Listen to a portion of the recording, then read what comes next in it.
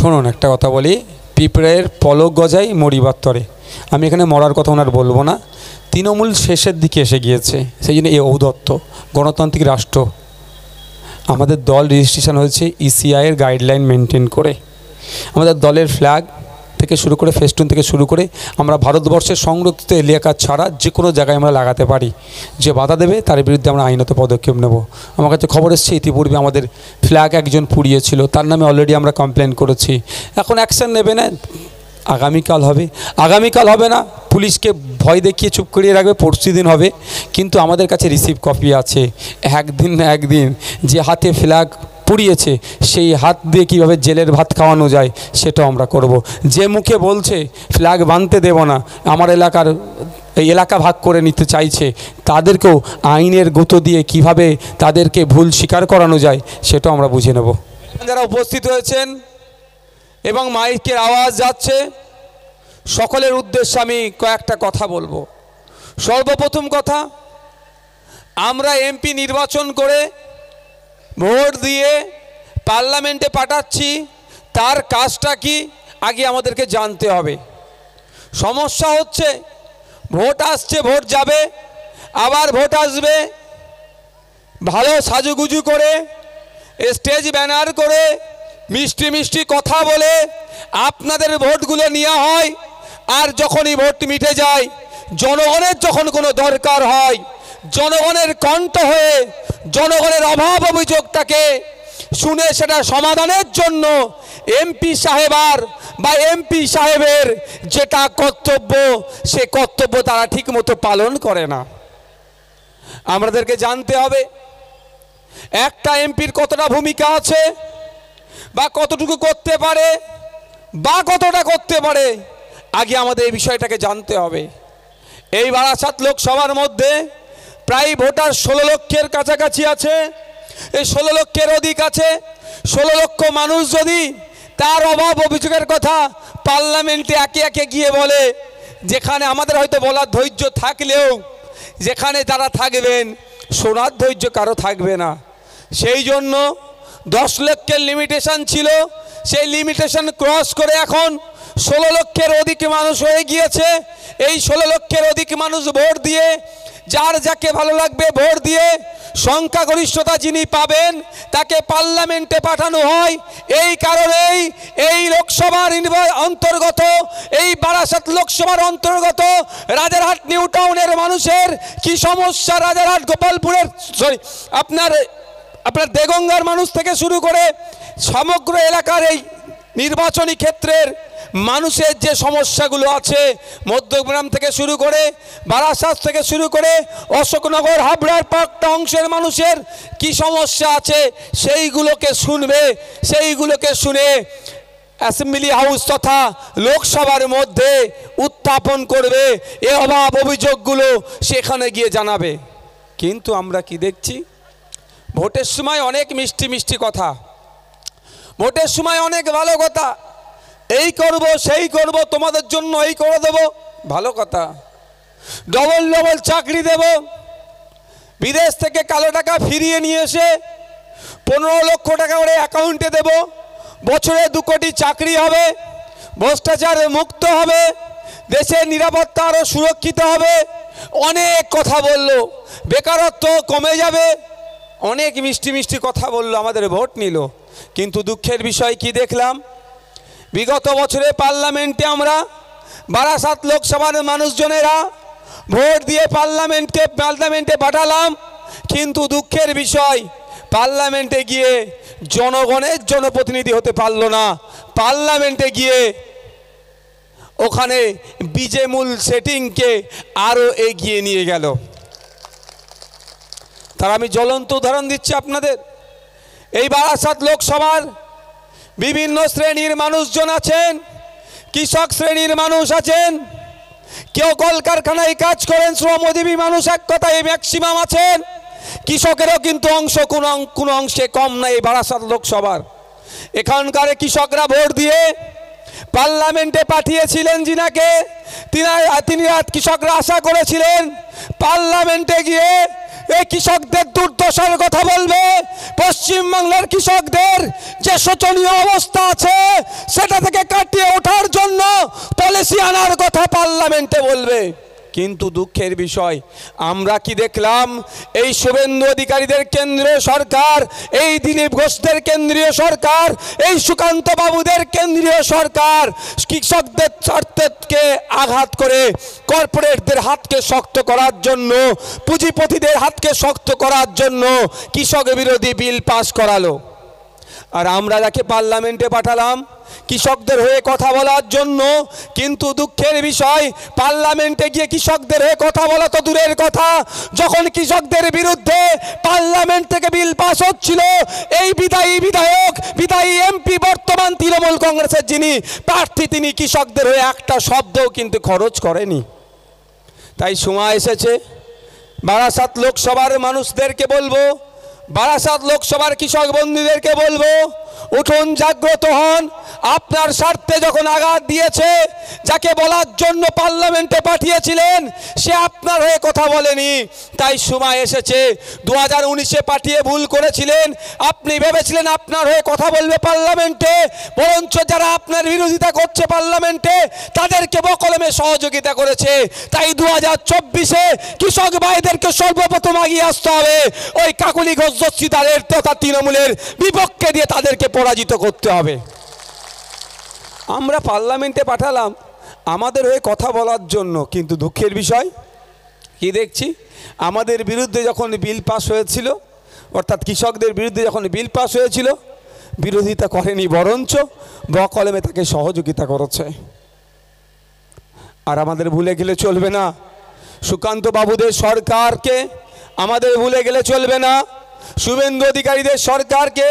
এখানে আবার সুকান্ত বাবুরা, শুভেন্দু বাবুরা তাদের দলের প্রতীকে দাঁড় করিয়েছেন, কিন্তু ভুললে হবে না এই বারাসাত লোকসভার কৃষকদেরকে, এই বাজারহাট নিউ টাউনের ভোটারদেরকে ভুললে চলবে না।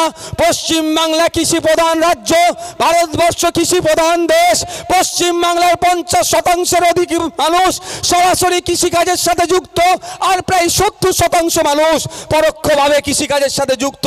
এই কৃষকদের বিরুদ্ধে যখন পার্লামেন্ট থেকে বিল পাস করিয়েছিল, কৃষকদের কথা যখন ভাবেনি এই সুকান্ত বাবুদের সরকার, এই সব শুভেন্দু বাবুদের সরকার। তাই সময় এসেছে বারাসাতের মানুষদেরকেও, রাজারহাটের মানুষদেরকেও এই কেন্দ্রের বিজেপি সরকার যারা চলছিল তাদের বিরুদ্ধেও ভোটটা হবে। একদিকে তৃণমূল আমাদের হয়ে কথা বলেনি, আর অপরদিকে বিজেপি আমাদের বিরুদ্ধে বিল পাস করিয়েছিল। এই দুটো সরকারের বিরুদ্ধে বিল ভোটটা করতে হবে আমাদের। আপনারা তো দেখেছেন, আপনারা সব অভিজ্ঞতা নিজে থেকেই সঞ্চয় করে নিয়েছেন। যখন আমরা দেখছিলাম কৃষকদের বিরুদ্ধে যে 3টে বিল পাস করিয়ে কৃষকদেরকে শোষণ করার চেষ্টা হচ্ছিল, সেই ব্রিটিশ পিরিয়ডের কথা মনে পড়ে যাচ্ছিল, নীল চাষিদের কথা। সেই সময়কার নীল চাষিদের সাথে যে আচরণ করা হতো, এই যে বিলগুলো নিয়ে আসাছে, এই বিলের মাধ্যমেও ঠিক ওই ধরনের কৃষকদেরকে শোষণ করার চেষ্টা চলছিল। তাই আমরা দেখলাম কৃষক বন্ধুদের এবং আমরা সকলে মিলে যে সমস্ত শক্তিরা শ্রমজীবী মানুষের কথা বলে, বঞ্চিত মানুষের কথা বলে, অত্যাচারিত মানুষের কথা বলে, ঐক্যবদ্ধ হয়ে কৃষকদের ডাকে সাড়া দিয়ে সারা ভারতবর্ষে যখন কৃষকরা ভারত সরকারের বিরুদ্ধে, তার নিয়ে আসা আইনের বিরুদ্ধে বন্ধের ডাক দিয়েছিল, পশ্চিমবাংলাতেও আমরা কৃষকদের স্বার্থের কথা ভেবে তাদের ডাকে সাড়া দিয়ে আমরা এই ভারত বন্ধকে সফল করার জন্য তাদেরকে সংহতি জানিয়েছিলাম, তাদেরকে সমর্থন জানিয়ে আমরাও রাজপথে নেমেছিলাম, আমরাও অলিতাগলিতে নেমেছিলাম, আমরাও মফস্বল এলাকা থেকে শুরু করে শহরেও কৃষকদের বন্ধকে, ডাকাস বন্ধকে সফল করার জন্য আমরা ওখানে বন্ধে নেমেছিলাম। কিন্তু ওই দিনের কথা আমরা ভুলে যাচ্ছি না। আমরা যখন বন্ধকে সফল করার জন্য রাজপথ থেকে শুরু করে মফস্বল এলাকাতে আমরা কৃষকদের স্বার্থের কথা ভেবে, কৃষকদের কথা ভেবে, কৃষক ঐক্যকে বজায় রাখার জন্য যাতে ভারত সরকার এই কৃষকদের বিরুদ্ধে বিলগুলো প্রত্যাহার করতে বাধ্য হয়, সারা দেশ জুড়ে কৃষকরা যে বন্ধ রেখেছিল তাকে সমর্থন জানিয়ে নেমেছিলাম। কিন্তু দুঃখের বিষয়, সেই সময় এই কাকুলি ঘোষ দস্তিদারদের দলের লোকেরা, এই দিদির লোকেরা এবং প্রশাসনকে কাজে লাগিয়ে আমাদের তথা কৃষকদের উপরে হামলা চালিয়েছিল। তাই জবাব দেওয়ার সময় এসেছে, হামলার জবাব আমরা ভোটের মাধ্যমে দেব। আমাদের লড়াইটা ছিল কাদের বিরুদ্ধে? কেন্দ্রের সরকারের বিরুদ্ধে। কেন্দ্রের সরকার কে ছিল? একটু জোরে বলুন না। বিজেপি ছিল। তাহলে মমতা ব্যানার্জির অত বুকে ব্যথা লাগছিল কেন? কাকলিদির অত বুকে ব্যথা লাগছিল কেন? একটু ভাবতে হবে। কাকলিদির বুকে ব্যথা লাগার কারণ আমার আগে তাপসদা আপনাদের বলেছেন কি নিয়েছিল লুকিয়ে। ওটা তো কেন্দ্রীয় এজেন্সি একটা মিস কল মেরে রেখেছে। যদি পশ্চিমবাংলায় বন্ধ সফল হয়ে যায় তাহলে দাদার কেন্দ্রীয় এজেন্সি হয়তো যে কটাকে মিস কল মেরে রেখেছে কি করতো, কল করে পুরো তিহার জেলে রেখে দিত। সেই জন্য দাদার বিরুদ্ধে ডাকা বন্ধকেও সফল হতে দেওয়া যাবে না। মমতা ব্যানার্জি তার দলের সাঙ্গপাঙ্গকে গুন্ডা মস্তানকে রাস্তায় নামিয়ে দিয়ে সেই দিনকে কথা আমরা ভুলছি না। কৃষকদের উপরে আক্রমণ করেছিল, আমাদের কর্মী সমাজদের উপরেও আক্রমণ করেছিল। তাই কৃষক বন্ধুদের উদ্দেশ্যে বলবো, তাই সময় এসেছে কৃষকদের পরিবারের উদ্দেশ্যে বলবো, এর যোগ্য জবাব আমরা বিজেপির বিরুদ্ধে যেমন দেব, তৃণমূলের বিরুদ্ধেও দেব। আগামী জুন মাসের 1 তারিখে এই বিজেপি এবং তৃণমূলের বিরুদ্ধে ভোট দেবেন। কামচিহ্ন ভোট দিয়ে আমাদের মধ্যে থেকে তাপস ব্যানার্জি মহাশয়কে পার্লামেন্টে পাঠাবেন। পার্লামেন্টে গিয়ে তিনি একদিকে কৃষকদের কথা বলবেন, শ্রমজীবী মানুষের কথা বলবেন, আপনার শিক্ষা অধিকারের নিয়ে কথা বলবেন। আপনারা জানেন ন্যাশনাল এডুকেশন পলিসি 2020 নামে যে পলিসি নিয়ে এসেছে কেন্দ্র সরকার, বিদায়ী কেন্দ্র সরকার নিয়ে এসেছে, সেই পলিসি এমন জায়গায় দাঁড়াচ্ছে যার বাবার অর্থশালী, যার বাবা প্রভাবশালী, যার এক কথায় টাকা আছে, তার সন্তানরা পড়াশোনা করতে পারবে। আর আপনার আমার খেটে খাওয়া সমাজের ছেলে মেয়েদের সন্তানগুলোকে সেই অর্থে আর পড়াশোনা করার সুযোগ থাকবে না। এর বিরোধিতা কিন্তু পার্লামেন্টে কাকলি দিদি করলেন না।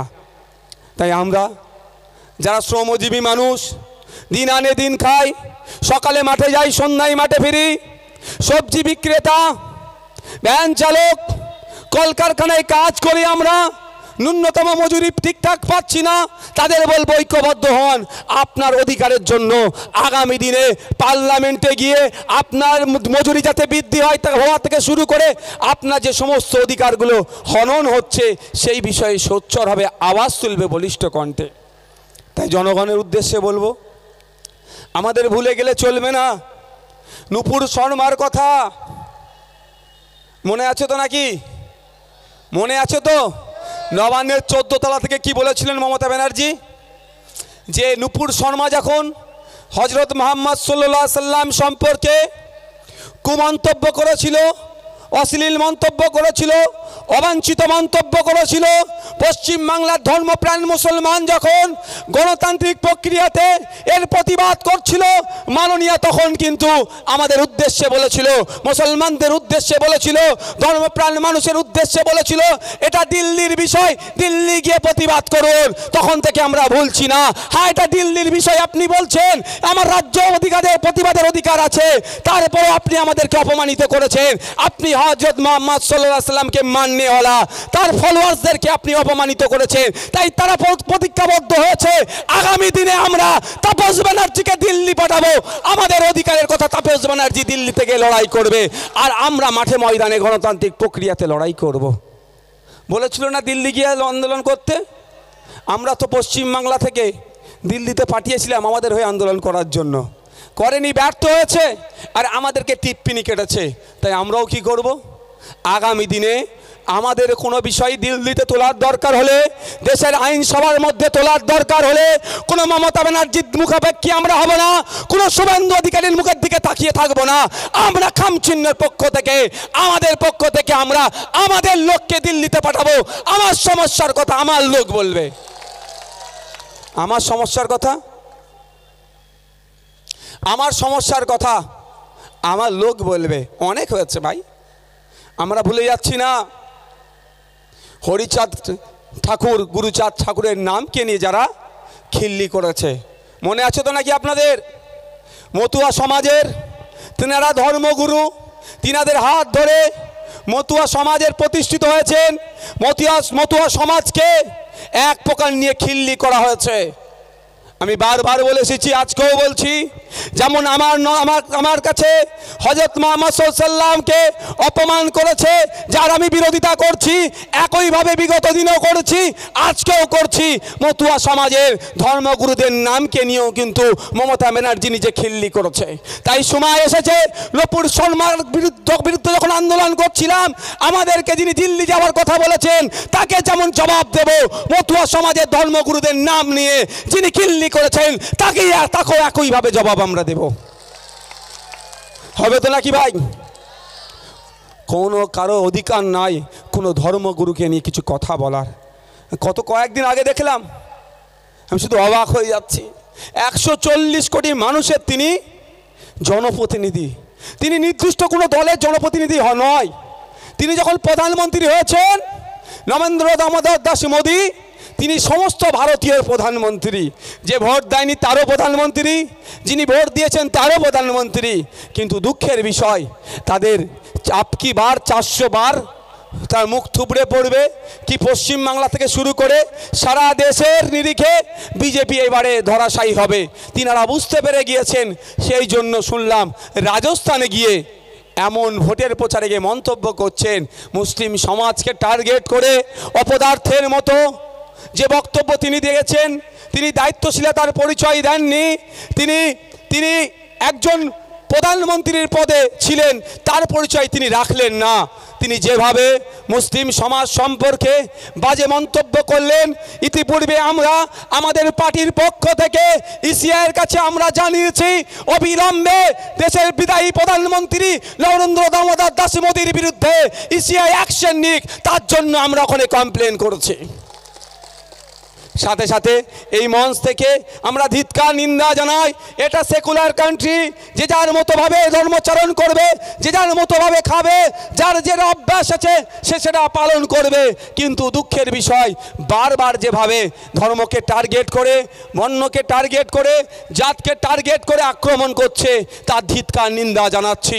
আপনাদের বলে রাখি, ভুলে গেলে চলবে না, এই ভোট আসছে, এই সময় বিভাজনের রাজনীতি করবে।